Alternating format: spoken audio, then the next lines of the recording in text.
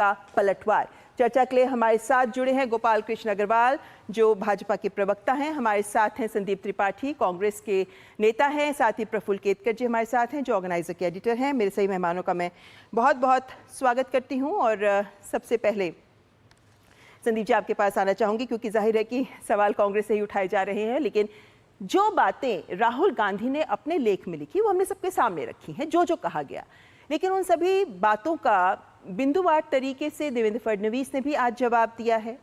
अब ये जब बात कोई कही जाती है तो जाहिर है कि दूसरे का पक्ष जानना भी जरूरी होता है। चुनाव आयोग की ओर से भी हमने देखा है कैसे सूत्रों के हवाले से बात कही जा रही है कि राहुल गांधी को हमसे संपर्क करना चाहिए, अगर हमसे कोई जवाब चाहिए तो जाहिर है कि हमारे पास आना चाहिए, लेकिन कहा जा रहा है कि ऐसा कुछ हुआ नहीं। क्या कहेगी कांग्रेस पार्टी? ममता जी, पहली बात तो एक गाना, बहुत पुराना गाना है, मुझे याद आ रहा है, चोट वहां लगती है दर्द यहाँ होता है। सवाल चुनाव आयोग से है, जवाब भाजपा दे रही है। ये क्या, ये कौन सी जो है टेक्नोलॉजी है जो बिंदुवार जवाब अभी आपने दिया, यानी देवेंद्र जी ने दिया, ये सारे बिंदुवार जवाब चुनाव आयोग दे सकता था, लेकिन उसकी सारी खबरें सूत्रों के हवाले से है। एक भी खबर, अभी आपने जो इंट्रो में इतनी देर बोला ममता जी, सारी खबरें सूत्रों के आधार पर। लेकिन तो आप ये मानते हैं संदीप जी कि जो राहुल गांधी ने लेख लिखा, दरअसल वो चुनाव आयोग से सवाल पूछने के लिए था? ये सारा लेख चुनाव आयोग के लिए था? हाँ बिल्कुल, बिल्कुल चुनाव आयोग से ही था। चुनाव आयोग से बिल्कुल है, उसमें बट है ही नहीं। हो तो और देखिए, बात आ रही है शिकायत नहीं की गई। मैं बता रहा हूँ शिकायत कब की गई और डेट सहित बता दे रहा हूँ। पहले शिकायत 29 नवंबर 2024, बाकायदे 20 पेज के शिकायत पत्र में शिकायत की गई। समय मांगा गया, समय नहीं दिया गया। तो आज 15 मई को कहा जा रहा है कि हम समय दे रहे थे, हमने समय नहीं लिया। मतलब आज 8 जून है और ये शिकायत 29 नवंबर की है, और हमको समय 15 मई का दिया जा रहा था, हमने समय लिया नहीं। मतलब कैसे गुमराह किया जाता है। लेकिन आप 15 मई को भी तय नहीं पहुंची कांग्रेस पार्टी? नहीं पहुंची, आते हैं। अभी आपने कहा कि चुनाव वोटर लिस्ट जो है कोर्ट ने आदेश दिया, दिल्ली हाई कोर्ट ने आदेश दिया इनको हरियाणा चुनाव के संबंध में, तो यहाँ पर भी उन्होंने आदेश जारी किया। संदीप जी, हाँ ठीक है। मेरा सवाल यही है कि आपको यानी चुनाव आयोग से शिकायत रही है कि चुनाव आयोग से वक्त मांगा जाता रहा है, लेकिन चुनाव आयोग ने वक्त दिया नहीं। मैं आपसे वही सवाल कर रही हूँ कि जब चुनाव आयोग ने वक्त दिया तब आप लोग क्यों नहीं पहुंचे? नहीं पहुंचे, कैसे कह रही है कि आप नहीं पहुंचे? जो हाईकोर्ट का आदेश आया 15 मई को अगर बुलाया गया तो समय और मांगा गया। देखिए, गुमराह करना क्या है, राहुल गांधी नहीं पहुंचे, दिक्कत इनकी ये है। भाई पार्टी है, हमारे पास ऑर्गेनाइजेशन है, हमारे संगठन के लोग हैं। रणदीप सुरजेवाला ने रिट दायर की थी, आपने उनके उसमें बैठक की, उसमें पूरा सारा ब्यौरा लिया आपने, तब ये जो है जो कोर्ट ने आदेश दिया उसी के आधार पर तो आदेश हुआ है। आदेश कैसे हुआ है? लेकिन क्या है कि गुमराह करना। एक बात और मैं कह रहा हूं, सीधी सिंपल सी बात है, वोटर लिस्ट हम मांग रहे थे। अभी आपने कहा कि सूत्रों के आधार पर यह कहा जा रहा है कि हम गोपनीयता रखना चाहते हैं जो है मतदाताओं की, इसलिए हम नहीं दे रहे। मतलब वाह भाई वाह, मतलब चुनाव के पहले आप ये भी कह रहे हैं कि हम चुनाव के पहले सारे जो है वोटर लिस्ट देते भी हैं सारी पार्टियों को, और अब उसको हम फिर से मांग रहे हैं। लेकिन ये बात तो चलिए, आपने एक बड़ी बात कही है, इसका जवाब लेने के लिए मैं गोपाल जी के पास जाना चाहूंगी। एक पॉइंट और रख देता हूं जी, कह दीजिए। अभी आपने 93(2) जिसमें संशोधन की बात कर रही हैं या किया इन्होंने, उसकी जरूरत क्या थी भाई? पहले दिया जाता था, जो इलेक्ट्रॉनिक फॉर्म में सबूत होते थे वो दिया जाता रहा है पार्टियों को। आपको संशोधन करने की जरूरत क्या थी? इसका मतलब है दाल में काला है। अब आती है बात, फिर मैं कह रहा हूं गोपाल जी, ये तो सीधा आरोप लगा रहे हैं कि संशोधन ही किसी गलत मंशा से किया गया। देखिए, जिस तरह से कांग्रेस का वर्ताव है, डेमोक्रेटिक इंस्टीट्यूशंस को अंडरमाइन करने का कंटिन्यूअसली, हमारी आर्मी हो, चाहे कोर्ट हो, चाहे इलेक्शन कमीशन हो, चाहे पार्लियामेंट हो, सारी प्रजातांत्रिक संस्थाओं को अंडरमाइन करके ग्लोबल लेवल पे ये नैरेटिव खड़ा करना चाहते हैं कि भारत में डेमोक्रेसी खत्म हो गई है, भारत में स्टेट जो है वह एक बड़ा डिक्टेटोरियल स्टेट के तरह से काम कर रहा है। इस लार्जर नैरेटिव को करने के लिए ये हर इंस्टीट्यूशंस को अंडरमाइन कर रहे हैं। इलेक्शन कमीशन पहले वीवीपैट पे इन्होंने शुरू किया कि वीवीपैट पे हमें विश्वास नहीं है, इलेक्शन कमीशन और हैकिंग हो जाती है। जब इलेक्शन कमीशन ने सारी अपोजिशन पार्टीज को बुलाया कि आइए बताइए वीवीपैट को हैक करके दिखाइए, तो केवल 2 पार्टी पहुंची, ना कांग्रेस पहुंचा ना जो बाकी शिकायतें कर रहे थे वो पहुंचे। उसके बाद इन्होंने सारे प्रोसेस को यह डीरेल करने के लिए बार बार नैरेटिव देते। इलेक्शन कमीशन को इन्होंने सेम बातें लिखी थी जिसका 24 दिसंबर 2024 में इलेक्शन कमीशन ने बाकायदा 60 पेज में इनको डिटेल्ड रिस्पांस दे दिया। अब उस रिस्पांस को ये एक्सेप्ट नहीं करते। कांग्रेस का, राहुल गांधी का प्रॉब्लम ये है कि ये प्रश्न पूछते हैं और भाग जाते हैं, संसद से प्रश्न पूछते हैं भाग जाते हैं, कोर्ट में अलग अलग चीजों के ऊपर क्वेश्चन करते हैं और फिर कोर्ट से इनको डांट पड़ती है तो माफीनामा ले लेते हैं। तो यह जो कंटिन्यूसली नैरेटिव खड़ा करने का यह जो लक्ष्य है, यह पूरी तरह से जनता के, असली में हम कांग्रेस से यह पूछना चाहते हैं कि आपको डेमोक्रेटिक प्रोसेस के अंदर विश्वास नहीं है तो आप कर्नाटक कैसे जीत जाते हैं, आप अलग अलग प्रदेश, हिमाचल कैसे जीत जाते हैं, जहां पे हिमाचल में आपका उम्मीद नहीं थी कि आप जीतेंगे वो कैसे जीत गए, कर्नाटक में कैसे जीत गए, और प्रदेशों में आपके तेलंगाना कैसे जीत गए। वहां पे डेमोक्रेटिक प्रोसेस इलेक्शन कमीशन कर रहा है, लेकिन महाराष्ट्र में आप हार गए, हरियाणा में हार गए तो डेमोक्रेटिक प्रोसेस सबवर्ट हो गई। डेमोक्रेटिक प्रोसेस नहीं है। आप देवेंद्र फडणवीस जी ने इतना स्पष्ट रूप से लिखा है कि 26 इलेक्शन कमिश्नर्स जो बने हैं उसमें से 25 कांग्रेस ने अपने एडमिनिस्ट्रेटिव केंद्र सरकार के द्वारा ही बनाए गए हैं। जी गोपाल जी, यहाँ पे प्रफुल्ल केतकर जी को भी चर्चा में लेकर आना चाहूंगी। प्रफुल्ल जी, लोकतंत्र है ये और लोकतांत्रिक देश में हर किसी को अपनी बात रखने का हक है। कांग्रेस पार्टी भी खुलकर अपनी बात रख रही है, लेकिन जो बात रखी जा रही है वो दरअसल हमारी लोकतांत्रिक संस्थाओं पर ही सवाल खड़े करती नजर आ रही है। ऐसे में ये राजनीति है या फिर एक रणनीति है, क्या है ये आखिरकार? क्योंकि ये सवाल तो कोर्ट तक भी पहुंचे हैं लेकिन वहां भी कुछ प्रूव नहीं हो पाया। मेरे लिए तो ये समझ से परे है ममता जी, क्योंकि ये ना राजनीति समझ में आती है, रणनीति के तौर पर तो बूमरैंग वाली है। एक ही बात समझ में आती है मुझे कि चीफ इलेक्शन कमिश्नर अभी आईडीए के कॉन्फ्रेंस में स्टॉकहोम में है, स्वीडन में, और भारत के इलेक्शन कमीशन का मादा रहा है कि चाहे म्यांमार में चुनाव कराना हो, चाहे वो अफ्रीकन कंट्रीज में चुनाव कराना हो, चाहे लैटिन अमेरिका में नया इलेक्शन गठन करना हो, तो भारत के इलेक्शन कमीशन को बुलाया जाता है। और मैं वो पार्टी के परे जाकर कह रहा हूं इलेक्शन कमीशन की बात। और यदि भारत का इलेक्शन कमीशन यदि इम्पार्शियल नहीं होता तो एक ही बात मुझे कोई समझा दे कि जब कांग्रेस ने नियुक्त किए हुए और कांग्रेस शासन में रहते हुए जब इलेक्शन कमिश्नर्स थे तब कांग्रेस की 44 सीटें आई थी, फिर 52 हुई, फिर 99 हुई।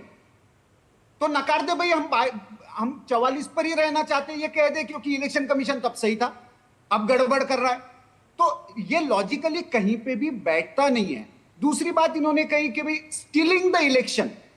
अब स्टील कौन कर रहा है? इलेक्शन कमीशन स्टील कर रहा है। इलेक्शन कौन कर रहा है? किस पर यह आरोप लगा रहे हैं? अब ये कह रहे कि 29 नवंबर को बुलाया गया। मेरी जहां तक जानकारी है ममता जी के दिसंबर में नाना पटोले और अभिषेक मनु सिंघवी कांग्रेस के प्रतिनिधि मंडल के रूप में इलेक्शन कमीशन के पास गए थे और इन्हीं सारे विषयों पर इलेक्शन कमीशन ने सारी जानकारियां साझा की थी। जहां तक वोटर लिस्ट की बात है जी, तो वोटर लिस्ट तो इलेक्शन लड़ने से पहले मांगने वाली बात होती है, हर बूथ पर यह मिलता है और केवल हर मांगने वाले को मिलता है, मेरी जहां तक जानकारी है। और जहां तक वोटर काउंट की बात है तो वहां पे जो सील होता है, जब भी मैं भी कभी इलेक्टोरल ऑफिसर रहा हूं, तो जब वो सील होता है तो सारे जो पार्टीज होते हैं उनके प्रतिनिधि जो है वो उस पर साइन करते हैं कि ये वोट काउंट हुआ है।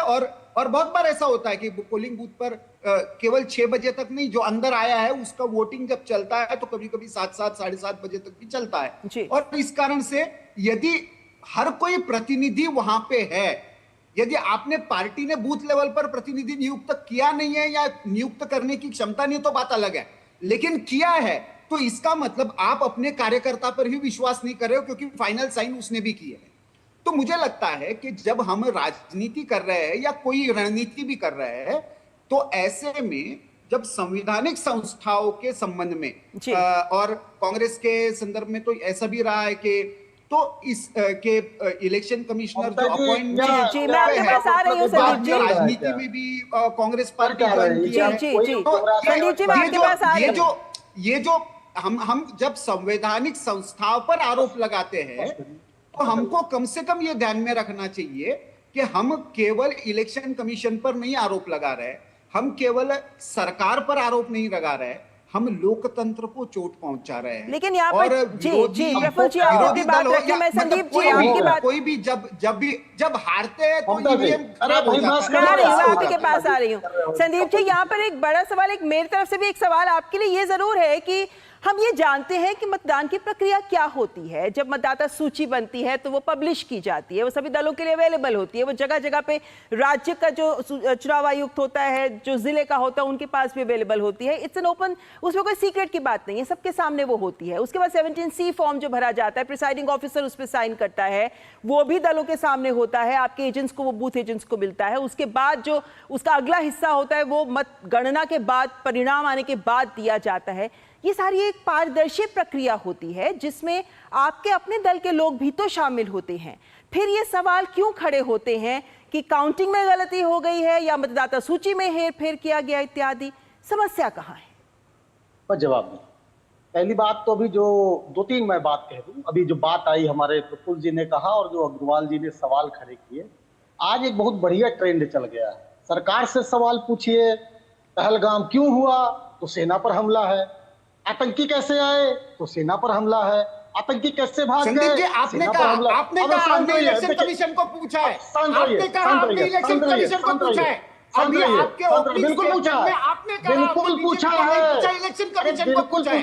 अरे वो शांत कराइए, हम बिल्कुल कह रहे हैं कि हम पूछा है भाई, हम कहाँ डिनाई कर रहे हैं। लेकिन जरा ये बताइए, वही कह रहे हैं ना आप, इलेक्शन कमीशन में अपनी बात रखने दीजिए। स्टीलिंग द जितना भाजपा प्रवक्ता एग्रेसिव नहीं होता, मैं पत्रकार के नाते एजेंट होते हैं भाजपा के, हम भी करते हैं, एग्रेसिव आपने भी देखा हुआ है। इनको कुछ नहीं करना, सिर्फ भाजपा की एजेंटी करनी है। प्रफुल्ल जी आप इनको अपनी बात रखने दीजिए। संदीप जी आप अपनी बात रखिए, आप अपनी बात रखिए जी, कहिए अपनी बात। जी दिक्कत यह है कि फिर मैं ये कह रहा हूं कि आप जो नैरेटिव रखते हो कि ये जो देश पर हमला है, ये हमारे वर्करों पर हमला है, जो चुनाव आयोग में कर्मचारी लगे हैं उन पर हमला है, ना जी, हमला उन पर नहीं है। मैं बता दे रहा हूं क्यों नहीं। जब आप कोई पीठासीन अधिकारी जाता है ममता जी, तो उसको नहीं पता होता कि जाने के समय तक नहीं पता होता कि उसकी ड्यूटी कौन से जो है बूथ पर लगेगी। लेकिन जो मुख्य निर्वाचन आयोग या जिले में जो होता है, प्रेक्षक जिसको बोलते हैं, उसको पता होता है कि डिस्ट्रिक्ट में रहना है, उसको पता होता है कि वो जिला चलाएगा। तो बात यहाँ पर जो ऊपर का है उस पर सवाल है, कर्मचारी पे क्या सवाल भाई? वो क्या नीतियां बनाता है क्या? उसने नहीं, मैंने भी तो आपसे जो सवाल किया संदीप जी, यही सवाल किया था ना कि प्रक्रिया तो पारदर्शी ही है। मतलब एक आम जन के नजरिए से मैंने आपसे सवाल पूछा कि अगर मैं एक नागरिक हूं तो मुझे पता है कि ये एक ऐसी तरह की पारदर्शी व्यवस्था ही होती है, तो क्या कांग्रेस पार्टी में ही कहीं कोई कमी तो नहीं है कि आप ही लोग या आपके बूथ एजेंट जिम्मेदारी से उस काम को नहीं कर रहे? क्या आज ये सवाल खड़े करने पड़ रहे हैं? संक्षेप में संदीप जी यही सवाल का जवाब दीजिए। बिल्कुल, मैं 4 चुनाव में खुद चुनाव एजेंट रहा हूं, चुनाव के बूथ से लेकर चुनाव की गिनती तक। अभी 17C फॉर्म की बात आ रही है। मैं ये कह रहा हूं कि 17C फॉर्म भर उठा, हमने साइन करके दे दिया, पीठासीन अधिकारी ईवीएम जमा किया, वो चुनाव आयोग को मिल गया। तो ये 2-2 दिन बाद कैसे आंकड़े बढ़ जाते हैं, जरा ये पूछिए। 17C मिल गया ना, हाँ, आंकड़े कैसे 2-2 दिन बाद बढ़ते? भाई आपको उसको अपलोड कर दिए। जब पहले कंप्यूटर नहीं था, पहले हाथ से सारी प्रक्रिया होती थी, तो विदिन 12 घंटे में सारा रिकॉर्ड आ जाता था और उसमें इतना बड़ा हेरफेर नहीं होता था। आज ये चीज कैसे हो रही है? सवाल यहाँ पर खड़ा होता है। चलिए आपने अपना सवाल दोबारा से सामने रखा है। सवाल बता रहा हूँ संदीप जी, आयुक्त की नियुक्ति पर थोड़ा सा मैं ज्ञानवर्धन कर दूं। टाइम कम है, थोड़ा संक्षेप में बस 10 सेकंड जी। देखिए बिल्कुल सही है कि पहले जो हमारा संविधान है वो ये कहता है कि चुनाव आयुक्त की नियुक्ति राष्ट्रपति करेगा। राष्ट्रपति एक कमेटी बनाता था और मंत्रिमंडल के सलाह पर वो नियुक्ति हो जाती थी। बिल्कुल सही है। 22 में कोई गया PIL दायर किया। गलत है ये बात। सुनिए, क्या गलत है? गोपाल जी मैं आऊंगी आपके साथ, गोपाल जी मैं आऊंगी आपके पास। संदीप जी बहुत संक्षेप में सुनिए, अगर झूठ है तो अभी गूगल कर लीजिए, बताइए कौन सी कमेटी बनती थी? चल, दो कमेटियां बनती थी। पहले कमेटी जो है 5 लोगों का नाम देती थी, सिफारिश होती थी, और 5 लोगों, फिर उसके बाद कौन सदस्य होते थे उसमें? कौन सदस्य होते थे? आप झूठ बोल रहे हैं। सचिव, 3 सचिव, पहले कोई कमेटी नहीं थी। 3 सचिव, अरे मैं नाम बता दे रहा हूँ कौन रहा है। अरे शांत रहो, मैं बताया ना, भाजपा प्रवक्ता 2 जो होता है वो ज्यादा उछलता है। मैं नाम बता दे रहा हूँ, इसके पहले जो रहे हैं, और संशोधन क्या हुआ ये भी मैं बता दे रहा हूँ। ये चुनाव आयोग के जो सर्च कमेटी होती थी ममता जी, उसमें पहले जो सर्च कमेटी में 3 सचिव होते, उसकी अध्यक्षता कैबिनेट सचिव करता था। ये जो संशोधन हुआ, फाइनल अथॉरिटी जो थी, उस संशोधन में यह हुआ कि सर्च कमेटी का अध्यक्ष अब कानून मंत्री होगा। ये भी संशोधन इसी के साथ हुआ। अगर पहले से ही ये था तो संशोधन की क्या जरूरत थी?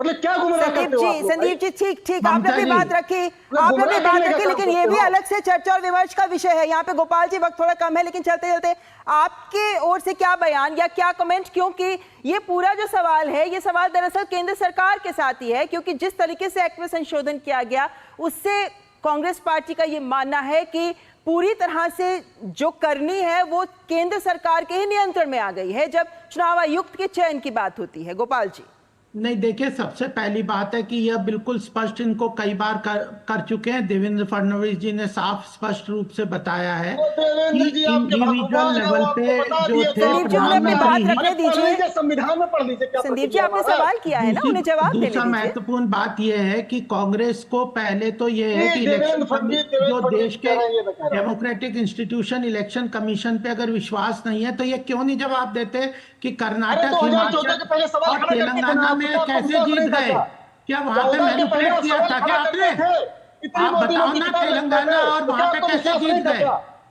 पूरी तरह से आप जनता जब आप क्यों बोल रहे हो बीच में? आपके बीच में दरअसल गोपाल जी ये बात दीगर है कि ये बात बार बार भाजपा की ओर से कही जाती है कि जिन राज्यों में कांग्रेस के समर्थन में रिजल्ट्स आते हैं, परिणाम आते हैं, वहां पर कांग्रेस ये बात नहीं उठा रही है, लेकिन जाहिर है कि जहां पर उनकी हार होती है उन राज्यों में लेकर बात कही जाती है। और कहीं ना कहीं संदीप जी इस बात को लेकर बिहार के परिप्रेक्ष्य में भी इस बात को समझा जा रहा है कि बिहार चुनावों के मद्देनजर, आगामी चुनावों के मद्देनजर शायद एक बार फिर से एक नैरेटिव तैयार किया जा रहा है। लेकिन ये बात स्पष्ट है, मेरे पास वक्त कम है, चर्चा को यही समेटना चाहूंगी, क्योंकि ये बात तो स्पष्ट है कि ये मुद्दा यहाँ रुकने वाला नहीं है। आने वाले वक्त में इसमें राजनीति भी होगी, बयान और आरोप प्रत्यारोप भी नजर आएंगे, जिस पर हमारी भी नजर आएगी। फिलहाल शुक्रिया कहना चाहूंगी हमारे मेहमानों का इस चर्चा में हमारे साथ शामिल होने के लिए।